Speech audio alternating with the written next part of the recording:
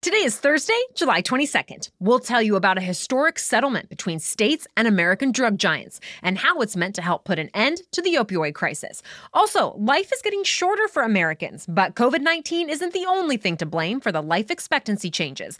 Plus, new plans for future Olympic Games all the way into 2032, how the audio app Clubhouse is becoming more inclusive, and which entertainers are getting the prestigious Kennedy Center honor later this year.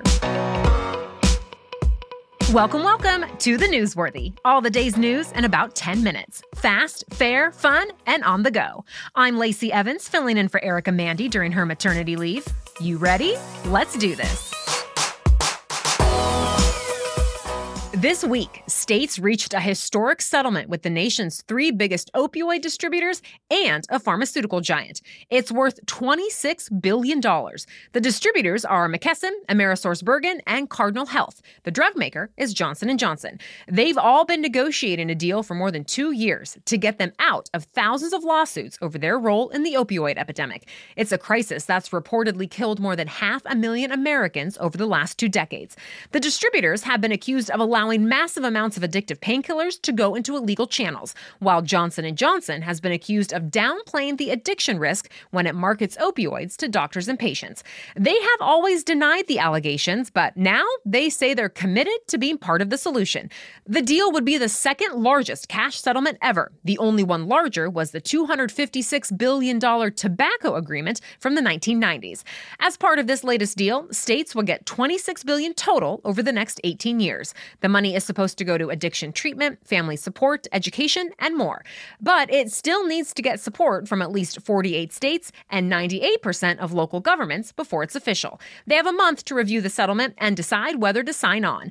By the way, other similar settlements are also being negotiated, including one worth $10 billion with opioid maker Purdue Pharma. It's going to be a little longer before you can host your friends or family from Mexico and Canada for a visit here in the U.S. The U.S. government extended its border restrictions for at least another month. This means all non-essential travel will have to be put on hold through August 21st at the earliest. The U.S. has renewed these restrictions every month since March of 2020, but in the past, the U.S., Canada, and Mexico have been on the same page. This time, though, Mexico doesn't have any restrictions on U.S. citizens coming in, and Canada says it's going to lift its restrictions on fully vaccinated Americans starting August 9th. This all comes as Canada makes big progress on vaccinations. It leads developing countries in its vaccination rate. About 80% of eligible Canadians have gotten at least one dose of a COVID-19 vaccine. That's compared to about 66% of eligible Americans. This is a big turnaround since Canada actually got a late start in its vaccination efforts. Millions of Canadians were still in lockdown just a few months ago as they watched their American neighbors get their shots and return to normal life. Now, the country is seeing way fewer new COVID-19 cases each day than the U.S. The U.S. intelligence community has a new panel of experts looking into what's known as Havana syndrome. Beginning in 2016, in Havana, Cuba, dozens of American diplomats and their support staff started reporting some bizarre things. They say they heard strange sounds, felt pulses of pressure in their heads, and had some other unusual physical sensations. Then they were left with nausea, headaches, and vertigo. In some cases, those symptoms went away. For others, they have been chronic and possibly irreversible. And in the meantime, more and more U.S. personnel have reported similar cases all around the world, like in Russia, China, and even a small number here in the U.S. And the latest cluster of cases was just reported out of Vienna, Austria. Well, a new panel is tasked with finding out what's causing these health incidents. An undercover spy from the CIA is going to be leading this task force. This same person was involved in the search for Osama bin Laden. The rest of the panel is made up of other intelligence leaders as well as scientific and medical experts. A bipartisan infrastructure plan faced a setback on Capitol Hill. A group of Republican and Democratic senators came to an agreement on it last month. The roughly $1 trillion proposal focuses just on physical infrastructure like roads, rails, and bridges. But yesterday, every Republican in the Senate voted against it. Their issue is the bill isn't totally written yet. For now, it's just a sort of outline that Democrats put to a vote to get the legislative process moving. And Republicans say they just don't want to vote on something that's not ready. So, lawmakers are back to negotiating. A more complete proposal will likely go up for another vote next week. Utility company PG&E has a new plan to stop its equipment from sparking wildfires. It's going to start burying 10,000 miles of power lines in fire-prone areas. This project is expected to cost anywhere from $15 billion to $30 billion. Because of that, a lot of PG&E customers say they're worried the company is going to start charging them more. Their electricity rates are already among the highest in the U.S. But so far, the company hasn't said how the work will be paid for. There will be public hearings before the project begins. Either way, PG&E says the changes are needed to save lives. Earlier this week, it told California officials malfunctions with one of its utility poles may have caused the so-called Dixie Fire. That wildfire is now burning through more than 140 square miles in Northern California and has forced people nearby to evacuate. PG&E equipment also sparked the 2018 Camp Fire that destroyed the town of Paradise, California, and killed 85 people. Speaking of wildfires, more firefighters normally stationed thousands of miles away are on their way to help fight the western wildfires. Crews and equipment are coming in from places like Tennessee, Delaware, and even Australia. Much more news ahead, but first, your main host, Erica Mandy, explains why she appreciates our sponsor, BetterHelp. If you have that nagging feeling that something is off or that something is stopping you from being your happiest self, please know you're not alone, and it doesn't have to be that way. Whether it's the pandemic, work stress, family conflict, trauma, or anything else that's interfering with your life, BetterHelp can assess your needs and match you with your own licensed professional therapist.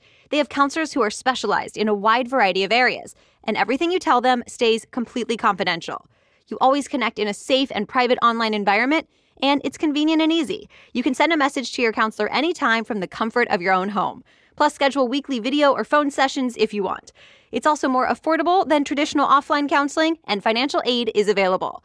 I want you to start living a happier life today. And as a newsworthy listener, you'll get 10% off your first month by visiting betterhelp.com/newsworthy. Join more than 1 million people who have taken charge of their mental health. Again, that's BetterHelp, H-E-L-P, betterhelp.com/newsworthy.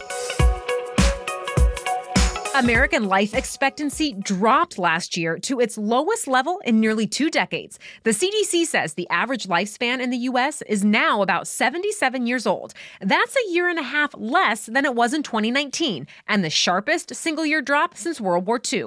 The decline was even worse for Black and Hispanic Americans. They now live, on average, 3 years less than they used to. Officials say COVID-19 was responsible for nearly 2/3 of the decline. Drug overdose deaths also rose by about 30% last year. Experts say it's not yet clear when the downward trend might reverse itself. Many people delayed treatments for other health issues during the height of the pandemic, so that could have a long-term impact too. The CDC says heart disease remains the top cause of death in the United States. The postponed 2020 Olympics formally kicks off tomorrow, but organizers are already looking ahead to future summer games. They announced this week that Brisbane, Australia will host the Summer Games in 2032.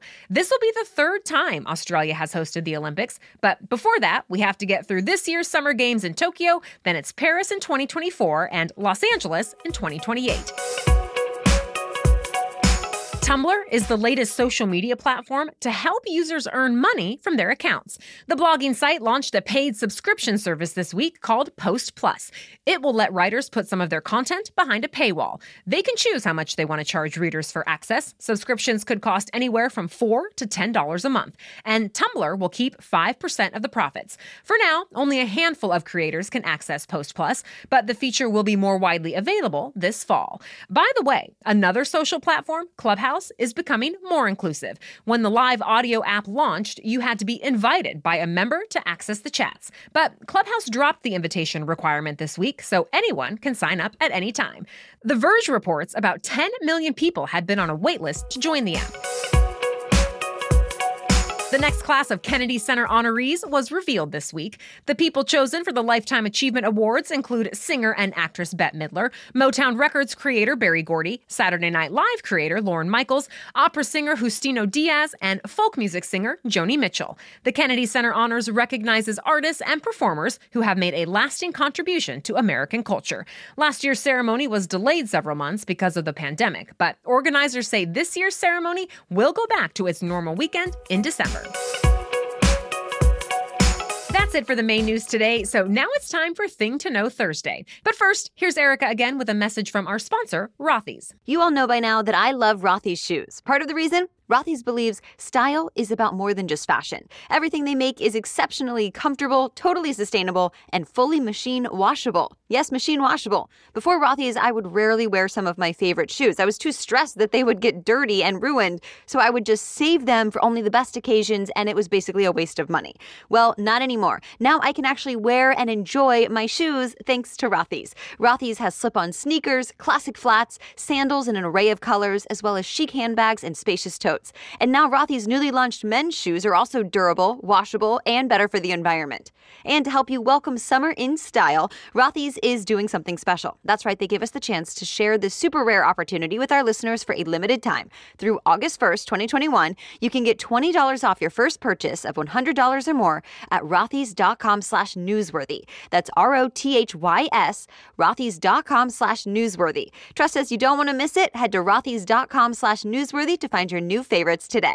Okay, now back to Thing to Know Thursday. You've probably seen headlines about so-called breakthrough cases of COVID-19. That term refers to people who are fully vaccinated against the virus, but get infected anyway. And this has happened in the last week at the White House, at the Olympics, and in Major League Baseball. That may sound alarming, especially since the more contagious Delta variant of COVID-19 is now the dominant strain. But health officials say the vaccines are working like they should to keep most people from getting very sick or dying from COVID-19, no matter what strain is out there. Out of the 162 million fully vaccinated Americans, more than 5,000 have ended up in the hospital or died from COVID-19. Or, in other words, less than a fraction of 1% of vaccinated people have gotten a severe case. The CDC says 99.5% of all COVID-19 deaths now are among unvaccinated people. For most vaccinated people who test positive, the symptoms are either mild or non-existent, and the symptoms typically go away faster than they would in unvaccinated people. Officials also say infected vaccinated people are less likely to pass the virus on to someone else. But more research is still being done to learn more about transmission rates and breakthrough cases in general. The government says if breakthrough cases keep going up, they might see a need for booster shots in the future. Thanks for listening and making the newsworthy part of your routine. We'll be back with much more news to know tomorrow. Until then, have a great day.